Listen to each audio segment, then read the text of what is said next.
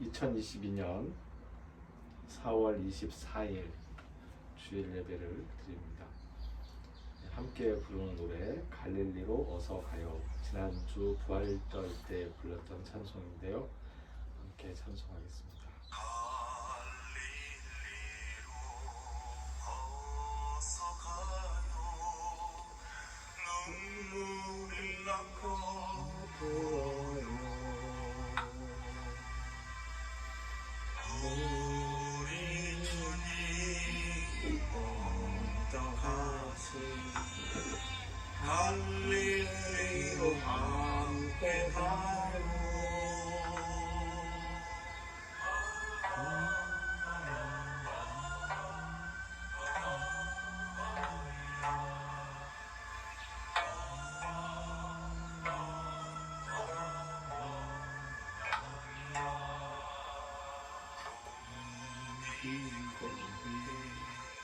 고개 넘어 아리랑 고개 넘어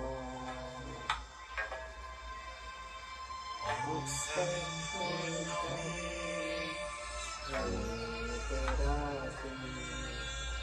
갈릴리로 함께 가요.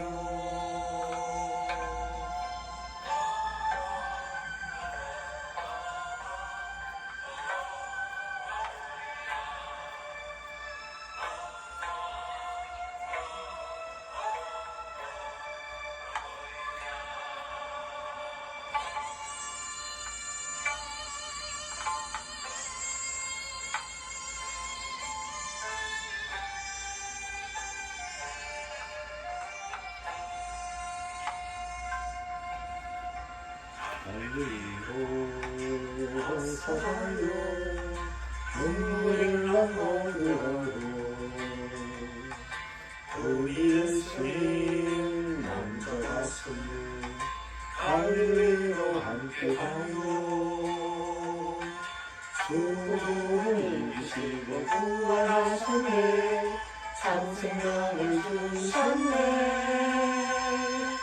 우리 예수님 손 붙잡고 기뻐하며 노래해요. 우리 고개 넘어 아리랑 고개 넘어 억새스러미 으그러지 갈릴리로 함께 가요. 죽음 이기시고 부활하셨네. 참 생명을 주셨네. 우리 예수님 손 붙잡고 기뻐하며 노래해요.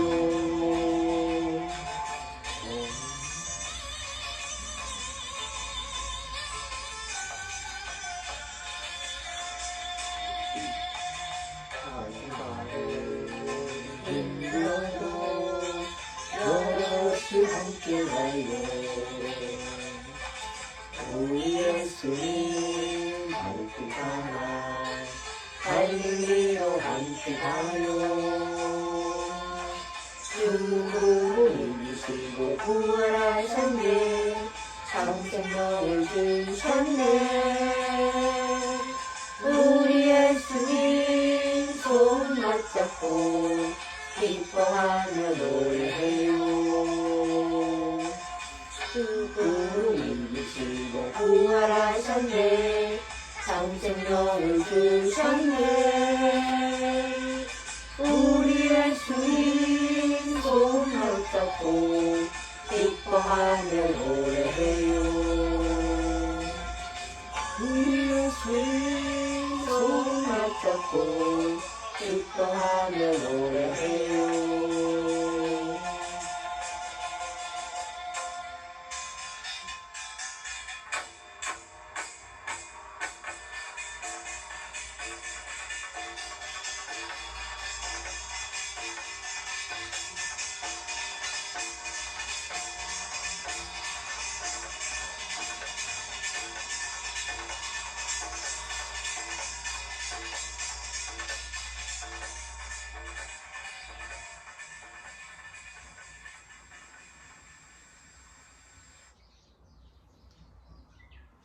사도들의 신앙 고백으로 우리도 함께 신앙을 고백하겠습니다.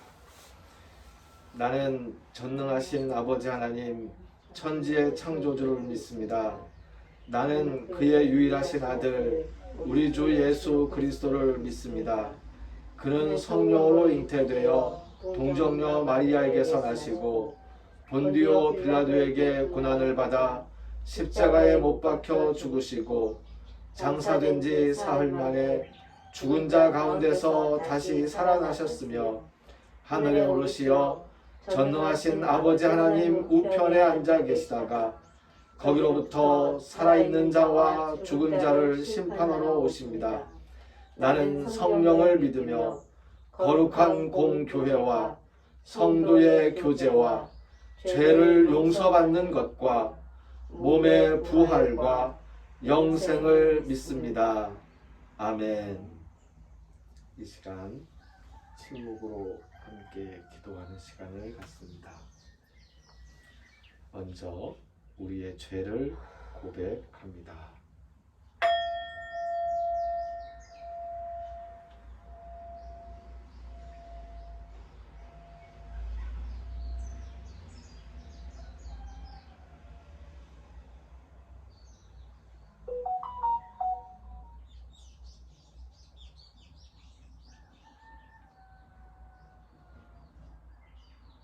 이어서 감사의 기도를 드립니다.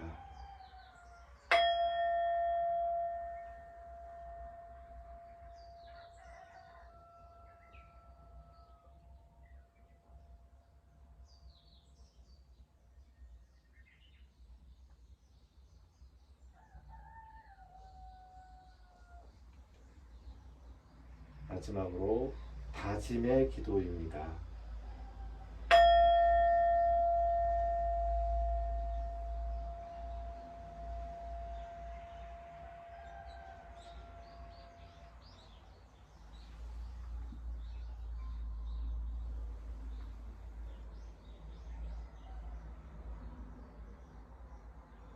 우리가 우리의 죄를 고백하는 것은 같은 죄를 반복하지 않겠다는 다짐이고 우리의 죄를 씻어주시는 그리스도 예수님의 은혜에 감사하는 감사입니다.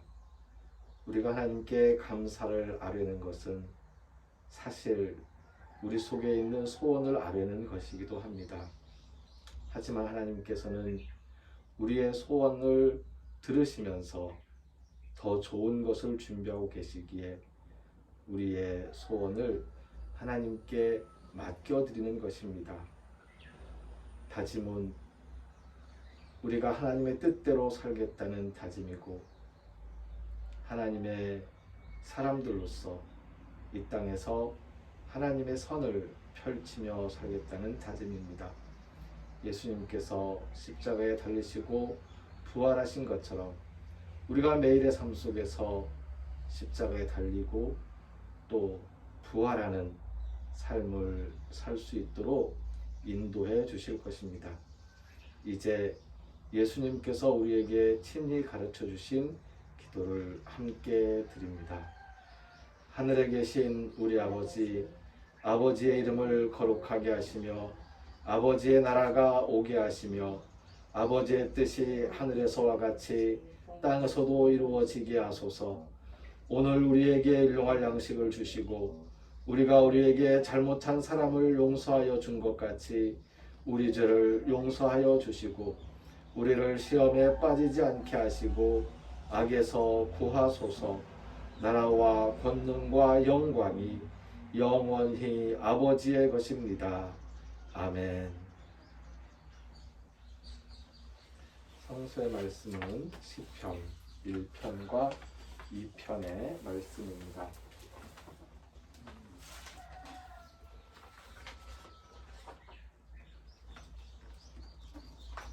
동해천 순례자의 교회에서 예배를 드리기 시작한 지 1년이 다 되어 갑니다. 1년이 다 되었습니다. 작년 5월 첫째 주일, 둘째 주일부터 예배를 드리기 시작했는데요. 그 사이에 먼저 창세기를 읽었고 그리고 이어서 마태복음을 읽었습니다. 마태복음을 읽기를 마치고 이제 시편을 읽을 건데요.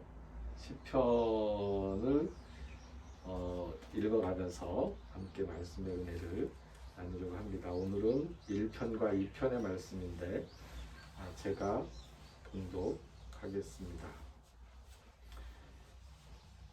복 있는 사람은 악인들의 꾀를 따르지 아니하며 죄인들의 길에 서지 아니하며 오만한 자들의 자리에 앉지 아니하고 오직 여호와의 율법을 즐거워하여 그의 율법을 주야로 묵상하는도다. 그는 시냇가에 심은 나무가 철을 따라 열매를 맺으며 그 잎사귀가 마르지 아니함 같으니 그가 하는 모든 일이 다 형통하리로다. 악인들은 그렇지 아니하며 오직 바람에 나는 겨와 같도다.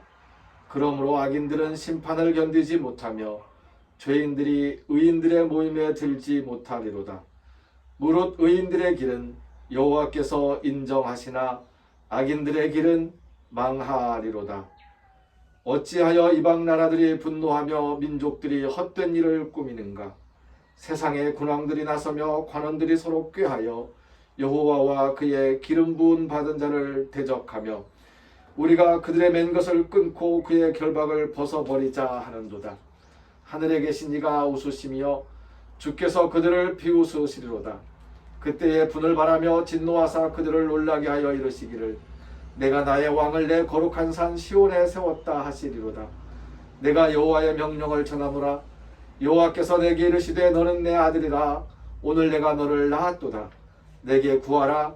내가 이방 나라를 내 유업으로 주리니 내 소유가 땅끝까지 이르리로다. 내가 철창으로 그들을 깨뜨리며 질그릇같이 부수리라 하시도다. 그런즉 군왕들아 너희는 지혜를 얻으며 세상의 재판관들아 너희는 교훈을 받을지어다.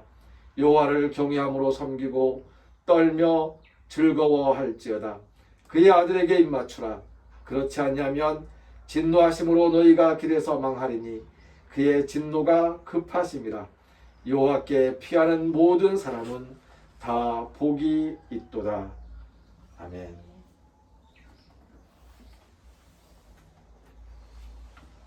복 있는 사람의 길과 삶의 지혜라는 말씀의 제목으로 말씀을 함께 묵상하려고 합니다. 시편 1편의 말씀은 수십 번도 더 많이 암송을 했던 말씀입니다. 그럼에도 불구하고 1편과 2편을 같이 읽었더니 이 말씀이 참 어렵습니다.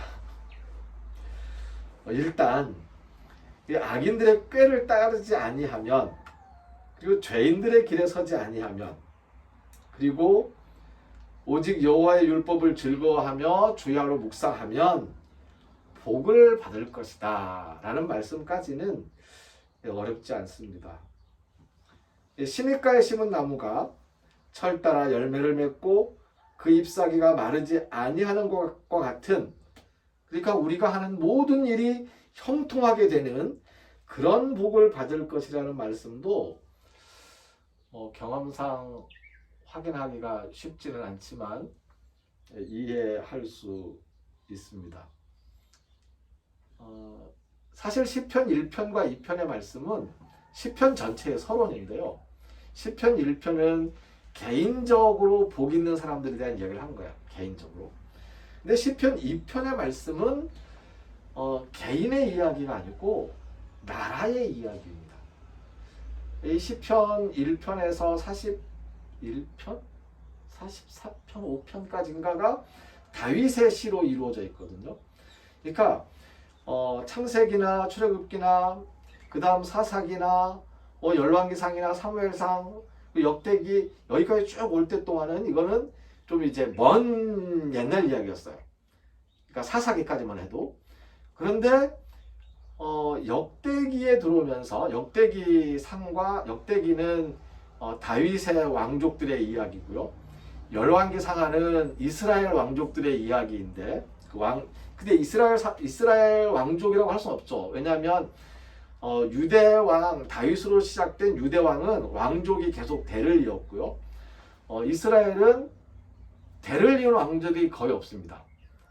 누구의 아들이 왕이 되고 누구의 아들이 왕이 되고 누구의 아들이 왕이 그 왕이 아들이 되고 이렇게 대물림대로 왕이 나타나지 않고 다 왕이 갈아치워지죠. 이 왕을 갈아치우는 역사가 이스라엘 왕들의 역사이고 왕이 대물림되는 역사가 다윗 왕 유대 국가의 그 이야기인데 지금 이 시편을 기록한 주된 저자가 앞부분 제1권 부분은 다윗이 다 쓰고 있는데 이 다윗은 사울에게서 왕권을 이어받아서가 아니고 그 왕권을 다른 말로 하면 이제 가로채서 하나님의 어떤 섭리로 이야기하면 사울에게 주었던 왕권을 거두어서 다윗에게로 왕권을 주신 거니까 다윗이 받은 그 왕권을 가지고 지금 국가를 설립한 다윗의 이야기라는 이야기죠. 다윗의 시편, 즉 다윗의 기도가 들어있는 거예요. 한 국가의 왕으로서, 한 국가의 통치자로서 이 국왕의 꿈을, 국왕의 소원과 국왕의 바램을 시로써 노래했고 그 시편들이 우리에게 전해지고 있습니다. 그래서 이 편의 말씀에서 다윗은 어떻게 이야기하냐면 하나님께서 기름 부은 왕, 그 왕을 따르는 것이 복받는 길이라고 이야기를 하고 있는 거예요. 왕권 신수설이죠. 왕의 권한은, 왕의 권력은 신으로부터 온 것이니 왕의 말을 따르는 것은 신의 말씀을 따르는 것이다. 왕의 말을 거역하면 신에게 거역하는 것이다. 이게 지금 다윗이 가지고 있는 시편의 기본적인 말씀의 뜻입니다. 그래서 지금부터 2000년, 3000년, 3500년, 4000년 전에 다윗의 이 고백과 1000년, 2000년, 3000년이 흘러가면서 이 달라진 권력관계의 달라진 모습들, 특별히 프랑스 대혁명 이후에 달라진 사회의 이제 권력관계에서 이 말씀은 이해하기 어려울 수 있습니다. 사실 근대 민주주의가 시작됐을 때 프랑스 사람들이 왕의 목을 쳤잖아요. 그 왕의 목을 왜 쳤는지 생각해보면 그 유대인들이 예수님을 십자가에 단 것과 같은 의미예요. 그러니까 왕이 신의 아들이라고 이야기했으니 왕을 죽임으로써 신의 말을 더 이상 우리가 듣지 않겠다라는 이야기, 선언인 것입니다. 근데 그 책임이 그 혁명을 일으킨 사람들에게 있는 것이 아니고 그 혁명이 그렇게 일어날 수밖에 없도록 만들었던 500년 동안, 1000년 동안 교회가 저지른 잘못 때문이었다라고 생각을 할 수밖에 없습니다. 금요일날 학술대회가 있어서 참여하고 저도 거기에서 이제 발표를 했는데 제 발표한 논문에 대한 이제 토론을 경북대에 계신 교수님 불러서 토론을 부탁했는데 그분이 이런 말씀을 하시더라고요. 이야기 도중에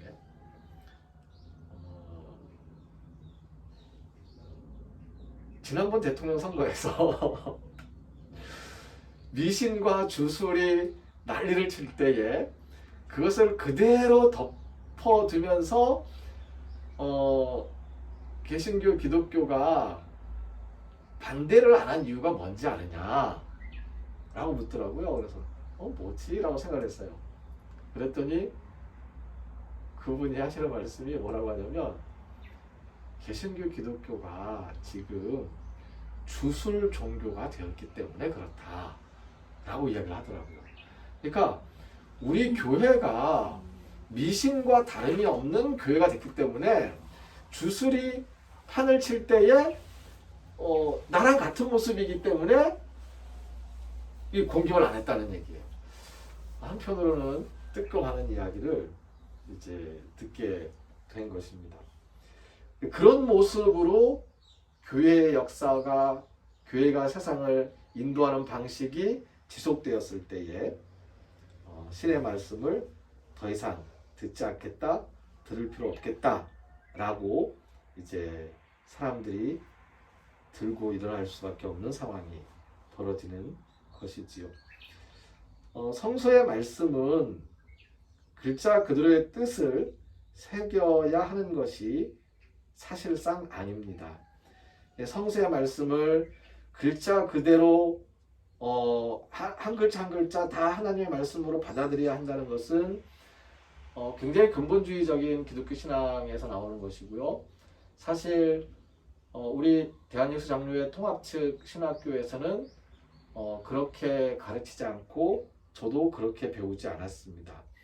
그래서 신학교에서 가르칠 때 어떻게 가르치냐면 성서의 말씀은 하나님과 사람들의 관계에서 사람들이 하나님을 경험한 그 신앙의 고백들을 기록해 놓은 것이고, 그래서 그 신앙을 고백하던 그 현장의 상황을 이해하고 그 상황 속에서 그 말씀을 받아들이고, 그리고 그 말씀을 달라진 상황들 속에서 어떻게 새롭게 변화시키고 해석하고 적용해야 할 것인지를 깨닫는 것이 목사들이 할 일이고 성경을 읽는 사람들이 할 일이라고 그렇게 배우고 그렇게 가르쳤던 것이 우리 통합적 신학교의 기본적인 신학의 방향입니다. 근데 그런 목사님들이 교회에 돌아가서는 그렇게 안 하더라고요. 놀랍더니 그렇게 가르쳐요. 네, 그렇게 가르쳐요. 네. 신학교에서 그래서 우리 신학교 처음 들어가면 신학교 1학년 때 교수들하고 학생들이 엄청 싸워요. 학생들은 성경은 그대로 하나님의 말씀이라고 믿으면서 신학교 들어갔는데 교수들은 그거를 하나하나 그게 아니라는 걸 다 깨주거든요. 깨주는 게 정말 논리적으로 성경 그 원문을 따져가면서 원문에 글 쓴 사람들이 어떻게 다른지를 보여줘가면서 얘기하니까 성경 안에서 여기 얘기하고 여기 이야기가 다른데 그럼 둘 중에 어느 게 진짜냐? 둘 다 진짜지요? 아니 말이 되냐? 여기서 이렇게 얘기하고 여기서 이렇게 얘기하는 게 서로 반대되는 이야기인데, 그래서 한 1학년 1학기 지나가면서는 특히 구약학을 가르치는 선생님, 신학학을 성서를 가르치는 교수들하고 엄청 싸워요. 성서가 이야기하는 대로 우리가 지금 교회에서 배우고 자라지 못했던 거니까 한 2학년쯤 올라가면 이제 이해하게 되고 받아들이게 되는데 3학년 올라가서 이제 졸업할 때쯤 되면 학교에서 배운 거를 지키면서 나가는 사람들이 있고, 나간 다음에 처음에 그 얘기를 꺼내죠. 꺼내요. 딱 꺼내는데 교인들의 반응이 굉장히 크게 달라지니까 신학생들이 1학년 때 교수들하고 싸웠던 것 같은 그런 현장이 이제 교회에서 벌어지는 거죠. 그러면 목사님들은 보따리 싸가지고 다 놔두고 자기가 원래 신학교 오기 전에 부흥사 목사님들한테 들었던 그 설교를 그대로 다시 교인들하고 하면서 신학교의 교육은 거의 의미 없는 그렇게 이제 되어가는 게 현실이지요. 네. 그래서 참 고민이고 답답하긴 해요. 그래서 일단 그 말씀을 가지고 보면, 그래서 이제 저는 이 시편의 말씀들을 읽으면서 새겨야 할 것과 넘겨야 할 것이 무엇인지 구별하는 지혜를 우리가 좀 얻었으면 좋겠습니다. 지금 시편 2편의 말씀은 이거예요. 다윗이 이제 왕이 된 거예요. 왕이 돼서 나는 하나님이 기름 부은 하나님이 아들이라고 얘기하는 왕이야. 내 말을 들으면 하나님께 복받는 길이고 내 말을 안 들으면 너네 다 망할 거야. 니네 알아? 내가 금방 가서 나한테 와서 세금 바치고 조공을 하면 너네 내가 보호해 줄 거야. 하나님이 보호하는 거야. 하지만 나한테 거역하면 너네 내가 가가지고 완전히 부셔버릴 건데 하나님 허락한 거거든. 신의 이름으로 내가 너네 다 깨부셔버릴 거야. 지금 이게 이 편의 이야기예요. 그러니까 정복전쟁을 나서기 전에 많은 이제 이 주변 국가들한테 선전포고를 하는 이야기가 이 편의 말씀인 거예요. 그리고 그렇게 해서 그래서 다윗은 계속 정복 전쟁을 해나갔죠. 영토를 넓혀갔죠. 솔로몬도 마찬가지 영토를 넓혔어요. 그러니까 그 와중에 하나님의 이름으로 전쟁을 한 거죠. 러시아가 우크라이나를 쳐들어갔잖아요. 우리가 바로 옆에 있으니까.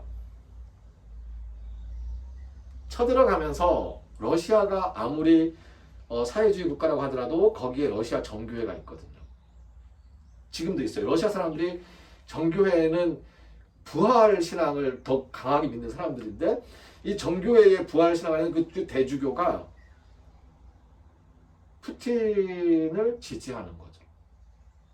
푸틴은 정교회의 하나님, 정교회의 하나님은 누구예요? 우리 하나님이에요. 우리 예수 그리스도를 믿는 정교회라니까요. 그러니까 로마 카톨릭, 정교회, 개신교. 요게 기독교의 큰 세 줄기인데 정교회요. 우크라이나에는 러시아 정교회가 있어요. 우크라이나의 러시아 정교회 사람들은 러시아를 지지해요. 우리를 해방시키러 온 해방번호를 맞아들여요. 우크라이나에는 카톨릭이 있어요. 서방정이 있어요. 우크라이나에. 이 사람들은 러시아가 들어오는 게 정교회 세력을 확장할 것이고 이 카톨릭 세력을 다시 이제 우크라이나 땅에서 발붙이지 못하게 할 것이다라고 얘기하겠죠. 근데 우크라이나가 참 재밌는 게 예전에 우크라이나 지방에 왕국이 있을 때 잠깐 있을 때에 그때에 캐톨릭을 믿을까 국교로 할까 정교회를 국교로 할까 고민을 했었어요. 근데 정교회를 국교로 했어요. 이유가 뭔지 아세요? 국왕이 선택을 했는데 캐톨릭에서는 술을 금지했어 그 당시에. 근데 정교회에서는 술 마음껏 먹어도 된다고 얘기했어요. 그래서 국왕이 우리는 술을 좋아하니까 정교회를 하겠다라고 해서 정교회를 택했는데 그래도 카톨릭도 들어왔고 정교회도 들어왔어요. 이 두 개가 엄청 싸우니까 우크라이나에서 어떤 일을 했냐면 우리 이러지 말고 다른 나라도 보니까 다 국가 하나에 종교 하나씩이던데 우리도 종교 하나로 합칩시다. 그래서 우크라이나 안에서는 특별하게 카톨릭과 정교회가 합쳤어요. 교회를 연합해가지고 또 종교의 이름을 뭐라고 했냐면 우나이트라고 했어요. 우나이트.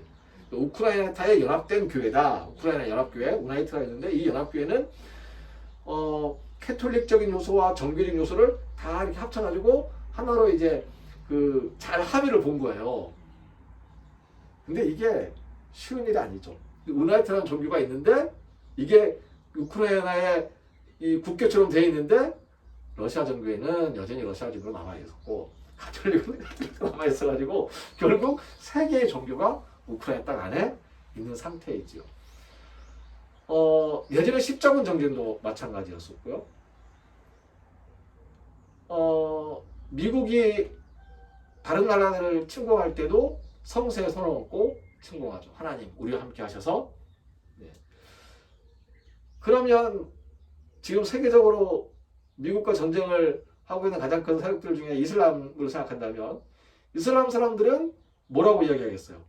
우리도 하나님. 그들이 얘기하는 그 알라신은 우리 여호와랑 같은 동일 인물이에요. 동일신이에요. 동일신. 왜냐하면 그 아브라함부터 올라가기 때문에 물론 예수님은 거기에 이슬람으로 빠져 있지만 예수님이 빠져 있는 신인 거죠.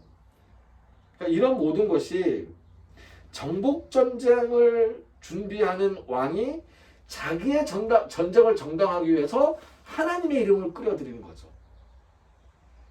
이걸 우리는 하나님께서 왕에게 주신 말씀으로 받을 수는 없는 거예요. 왕이 하나님의 이름을 어떻게 도용하고 어떻게 수단화하고 그것이 어떻게 이 땅에 전쟁이라는 기구를 가져왔는지 그걸 보면서 하나님 죄송합니다. 잘못했습니다. 라고 이야기하면서 이 말씀을 우리가 이제 받아들여야 하는 것이지요. 전쟁은 여호와의 뜻이 아닙니다. 그런데 오죽했으면 이 다윗의 그 전쟁에 오죽했으면 주변 사람들이 전쟁의 신 여호와라고 이야기했겠어요. 이 성경에도 기록되어 있어요. 그 말씀이. 그래서 주변 사람들이 여호와 이름을 딱 들으면 전쟁의 신, 전쟁만 하는 신, 전쟁에 열광하는 신, 전쟁에 미친 신이라고 알게 되는 거죠. 예수님께서 이 땅에 오셔서 쓸 때 사람들의 그 메시아에 대한 갈망은 그거예요. 전쟁이었어요. 예수님을 보면서 사람들은 이제 예수님을 중심으로 우리가 전쟁을 할 수 있겠구나. 예수님 오시기 전에 다윗 왕의 피를 이어받은 왕이 등장한 적이 있었습니다. 헤롯 말고. 헤롯은 다윗 왕 후손이 아니거든요. 그때 사람들은 그 마카비 왕조가 메시아의 왕조라고 생각을 했어요. 근데 또 졌지요, 선생님. 그래서 이 사람들 모여서 전쟁을 일으켰어요. 이 독립전쟁과 이제 예수님을 보면서 사람들은 전쟁을 기대했는데 예수님께서 전쟁을 하지 않으시고 전쟁을 버리시고 평화를 선포하시죠. 전쟁을 하나님의 뜻이라고 선포하는 것은 왕들의 기만이고 자기들의 정복 전쟁을 정당화하기 위한 그런 나쁜 짓인데 우리는 하나님의 말씀을 통해서 평화의 길이 무엇인지를 또 더듬어 알게 되고 새기게 되고 그랬으면 좋겠습니다. 사실 오늘 말씀 준비해서 제가 너무 어려웠어요. 이 말씀을 어떻게 제가 이제 이해를 하고 묵상을 하고 풀어서 말씀을 드려야 될지를 굉장히 어려워하면서 시편 1편과 2편을 읽었는데요. 혹시 잘 이해되지 않는 부분이 있으면 말씀을 한번 해보시면 다시 좀 더 고민을 해봅시다.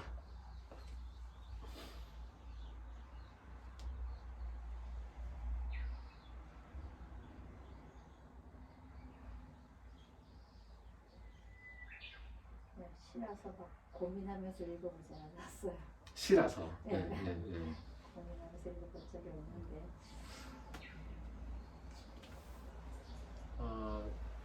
그냥 한 가지 정도만 엑기스를 뽑는다면 개인적으로는 나는 악인의 길에 서지 않겠다. 근데 우리가 세상에서 볼 때 악인의 길이 어떤 길이에요? 다른 사람 못 살게 보면 악이라고 하잖아요. 그렇죠?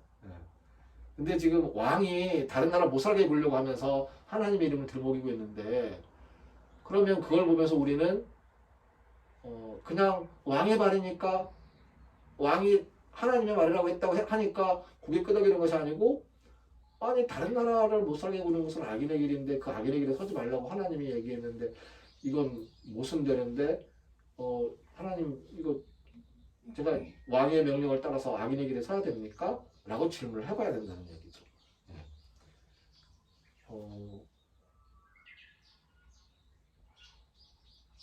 사실 좀 이런 얘기는 좀 죄송스러운 이야기인데 이스라엘이 멸망한 이유는 어쩌면 바로 이러한 악인들의 꾀를 따르지 말고 죄인들의 길에 서지 말고 여호와의 율법을 즐거워하고 묵상하면서 그러면 복을 받을 것이다 라고 말씀하셨는데 근데 악인들의 꾀를 따르고 죄인들의 길에 서서 주변 나라와 옆에 같이 사는 이웃들을 못 살게 굴었던 게 이스라엘의 역사거든요. 이게 참 비극이 거기서 시작되는데 제가 정말 안타까운 게 그거예요. 성경을 읽으면서 정말 속상한 게 가나안 사람들은 팔레스틴 사람들 그 사람들은 이 이집트에서 탈출해서 자기네 땅으로 우르르 들어온 이 사람들이 같이 살게 했어요. 같이 살았어요. 근데 같이 살면서 이 들어온 사람들이 왕조를 세우고 다윗 왕국을 세우고 왕국을 세울 때에 그때도 그냥 같이 사는 거다 싶었는데 어느 틈엔가 이 사람들은 이 원래 살았던 원주민들을 쫓아내기 시작한 거죠. 정말 더더군다나 가슴 아픈 건 이스라엘의 건국이에요. 지금 저기 이스라엘이라는 나라가 있죠. 그 땅에 이스라엘 나라가 언제부터 있었다고 생각하세요? 혹시 이스라엘 역사를 알고 계세요? 우리는 성경을 배웠으니까 그 모세 때부터 다윗 때부터 생각하잖아요. 지금 거기 있는 이스라엘 나라는 1945년부터 시작된 나라예요. 네. 그러니까 이 예수님 시대 때부터 구약에는 없었고요. 구약이 있었죠. 그 땅에. 네. 예, 구약이 있었는데 그 이스라엘 나라가 언제 망했어요? 예수님 모시기 전에 망했잖아요. 예수님 모시기 전에 망해가지고 그때부터 2차 대전 때까지 국가가 없었어요. 흩어졌다가. 헤롯도 이스라엘 나라는 아니죠. 헤롯은 그냥 왕이란 이름을 준 이 로마에서 통치 수단으로 네 거기서 왕해 한 사람이고 이스라엘 왕이 아니에요. 그 사람이. 유대 왕국이나 이스라엘 왕국은 없었어요. 근데 2차 대전이 끝난 다음에 보상 심리죠. 가장 큰 피해를 받은 민족이 독일한테 당한 유대인이기 때문에 유대인들이 이제 독일로 돌아갈 것이냐. 유대인들도 독일로 막 흩어졌잖아요. 그러니까 모든 곳에서 흩어져 있는 유대인들이 어디에 정착할 것인가, 자기 고향으로 돌아갈 것인가, 아니면 여기에 있는 도망온 이 땅에, 그러니까 독일에서 프랑스에 도망온 사람들이 프랑스에서 계속 살 것인가, 독일로 돌아갈 것인가, 뭐 이런 거 가지고 이제 이야기할 때에 일부 극렬한 시오니즘의 이스라엘의 어떤 한 정치 분파들이 우리는 원래 우리 땅, 조상들의 땅으로 돌아서 이스라엘을 건국할래 라고 하니까 나라들이 다 깜짝 놀란 거예요. 아니 이게 지금 몇천 년도 전 얘기인데, 그래서 유엔에서 그걸 승인했어요. 그러면 너네 그만큼을 그럼 내가 거기서 국가를, 갑자기 아는 밤중에 거기서 살던 사람들은 벼락을 맞은 거죠. 팔레스틴 사람들 거기 살던 사람들이잖아요. 그러니까 그 팔레스틴 사람들은 어떤 사람들이냐면 이렇게 생각하면 돼요.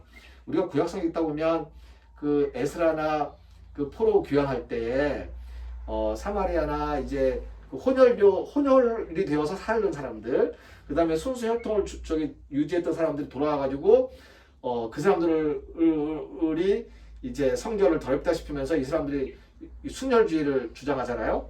예. 그때 그 모습으로 생각하시면 되는데, 팔레스틴 사람들은 이미 이스라엘 사람들이든 뭐 거기 블레 사람들이든 미디안 사람들을 다 이제 혼내려 되면서 내려온 사람들이란 말이에요. 근데 이스라엘 순수 혈통을 가진 유태인 핏줄이라고 하는 사람들이 딱 들어와가지고는 여기 우리 땅이야. 여기서 우리 국가를 건국할 거야. 여기 우리 국가에 유엔 승인 받았어. 라고 하니까 이 사람들은 그래? 그러면 그런가 보다 했어요. 근데 니네 나가. 아니 같이 살면 되잖아. 아니 니네는 우리 유대인이 아니라니까? 니네는 혼혈이고 우리 유대인이 아니야. 나가. 아니 여기서 우리가 지금 몇천 년 동안 살았는데 우리 부모, 우리 할아버지, 할머니 계속 몇 대, 한 100년, 200년, 500년, 1000년을 살았는데 나가라고 하면 우리가 어디 나가라고? 못 나가? 나가. 못 나가. 어떻게 할게요? 이게 이 역사상에, 근대 역사상에 테러라는 이름이 제일 먼저 등장하는 게 바로 그때예요. 이스라엘 총리가, 나중에 총리가 되는데 그 사람이 장군이었는데, 그 사람이 어떤 말을 하냐면, 우리는 팔레스틴의 지역에 우리 이스라엘을 건국하기 위해서 그 사람들을 몰아내기 위해서 우리는 테러를 감행할 것이다. 우리에게 테러는 전쟁의 한 수단이다.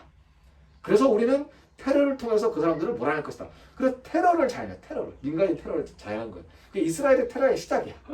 근데 그렇게 몰아내고 하다가 끝까지 몰려서 남아있는 게 지금 현재 가자 지구라는 데요. 거기에 지금 갇혀있는 거죠. 팔레스틴 사람들. 그래서 어떤 유대인들은 이런 말을 해요, 지금. 그러니까 이 사람들이 극렬 유대인들이고, 어떤 유대인들, 세계에 흩어져 있는 유대인들 중에서 어떤 유대인들은 같이 살자. 왜 몰아내려고 그러냐.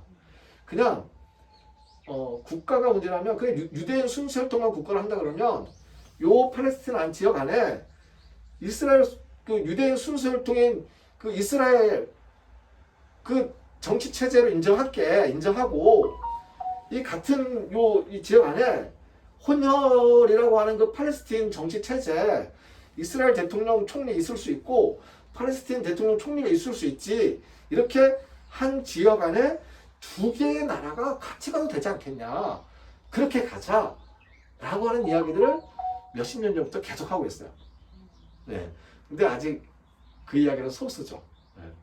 그래서 아무튼 전쟁과 평화를 생각하면 우리는 굉장히 많은 고민을 하게 되고 이게 정치적인 부분과 연관되기 때문에 순수하게 하나님의 말씀이나 종교적인 가르침으로 뽑아내려면 좀 많은 고민과 성찰이 필요하다 하는 말씀까지만 오늘 드리겠습니다. 오늘 설교가 너무 길어져가지고 죄송합니다. 저는 사실 1편도 어려웠어요. 악인들과 의인들이 누군지 규정이 안 돼 있어서 악인들이 누군지 규정이 안 돼 있어서 어려웠어요. 하지만 기본적으로 하나님 말씀대로 하지 않으면 악인이다. 예, 알겠습니다. 근데 그 하나님 말씀을 자기 멋대로 자기 뜻대로 자기 입맛에 맞게 고쳐가지고 자기 이익을 추구하기 위해서 하나님의 말씀이라고 선포하는 왕들과 종교 지도자들은 어떻게 할 것인지. 예수님도 그걸과 싸운 거죠. 이 제사장들하고 싸운 거잖아요. 너희들이 가르치는 말이 좀 하나님의 말씀이 아니다라고 얘기를 한 거잖아요. 그랬더니 제사장들은 예수님을 신성모독이라고 하고 이제 죽여버린 거기 때문에 그런 이제 성찰하는 마음으로 말씀을 잘 이제 묵상을 통해서, 그리고 묵상만 해서는 또 안 될 것 같고요.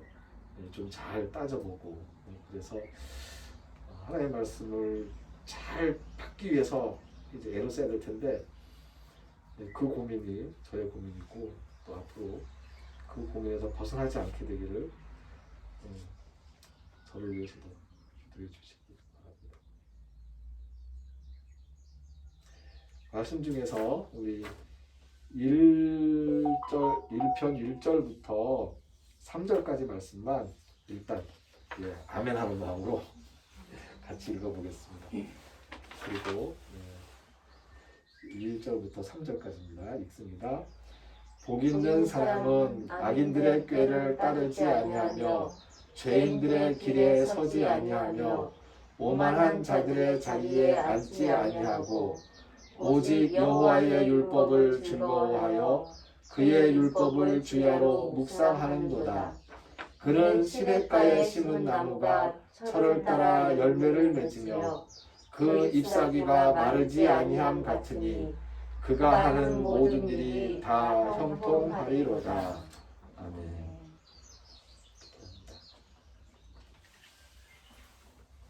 하나님 감사합니다. 우리에게 만사 형통의 길이 어디에 있는지 가르쳐 주셔서 감사합니다. 악인들의 꾀를 따르지 아니하도록 저희들을 붙들어 주시옵소서. 죄인들의 길에 서지 아니하도록 저희들을 지켜 주시옵소서.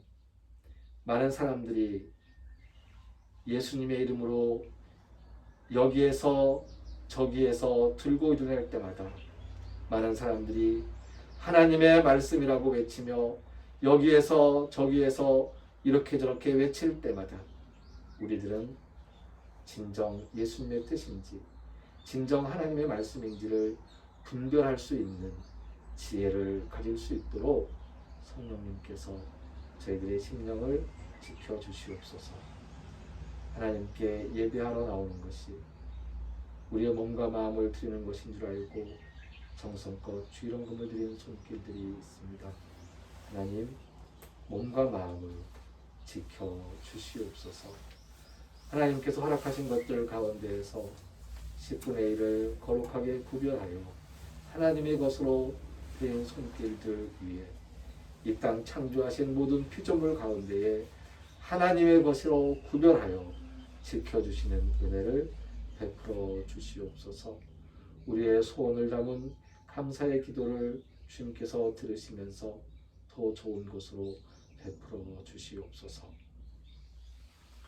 이제는 우리를 죽음에서 살리시는 주 예수 그리스도의 은혜와 하나님의 크신 사랑과 성령님이 함께 하시며 교통하시는 은총의 역사가 악인들이 아무리 하나님의 이름이라고 외치면서 자기를 따르라고 할지언정 그것이 진정 하나님의 말씀인지를 분별할 수 있는 지혜로서 악인들의 꾀를 따르지 아니하고 죄인들의 길에 서지 아니하고 하나님의 말씀으로 세상을 분별하리라 다짐하는 우리 모두 위에 이제로부터 영원까지 항상 함께하옵시기를 간절히 축원하옵나이다. 아멘. 찬송 187자 함께 찬송합니다.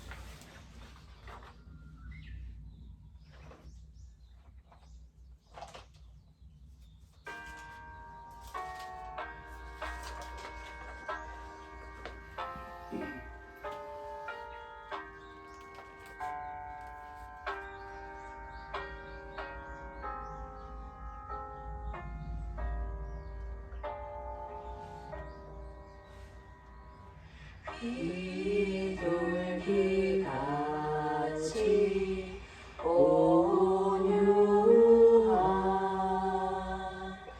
그네의 성령 오셔서 거친 마음으로 만지사 위로와 평화 주소서. 진리의 빛을 비추사 주의 길 바로 걸으며 주님을 옆에 모시고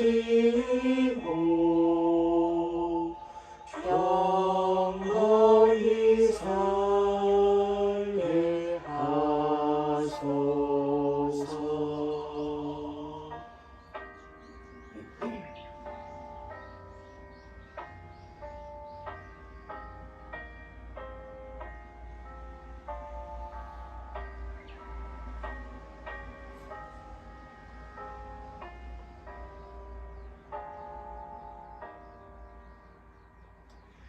주님과 동행하면서 거룩한 길로 행하며 진리의 예수 붙잡고 잃지 않게 하소서. 연약한 나를 도우사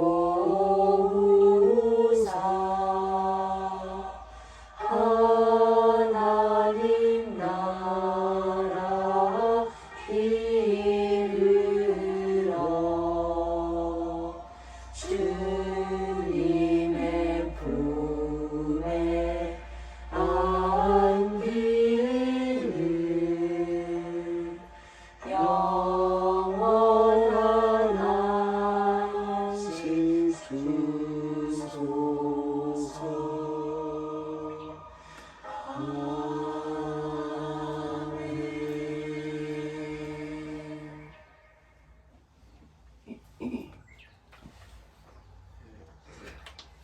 내일 모레입니다.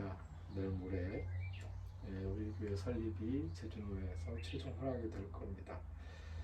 그러면 바로 담임 목사 청빙 열차를 먼저 마치고 그리고 가을 전에 설립 예배를 드리게 됩니다. 그래서 그러기 위해서는 우리가 이제 회의를 공동회, 재직회나 공동회를 해야 되는데 회의는 줌으로 이렇게 멀리 밖에 있는 사람들 연결해서 아마 처음으로 우리 교회 등록된 교회들이 누구인지 얼굴도 한번 확인하면서 볼 수 있을 것 같은데요. 이렇게 회의를 하고요. 준비해 나가도록 하겠습니다. 하나님의 은혜로 뜻이 이루어질 수 있도록 기도 부탁드립니다.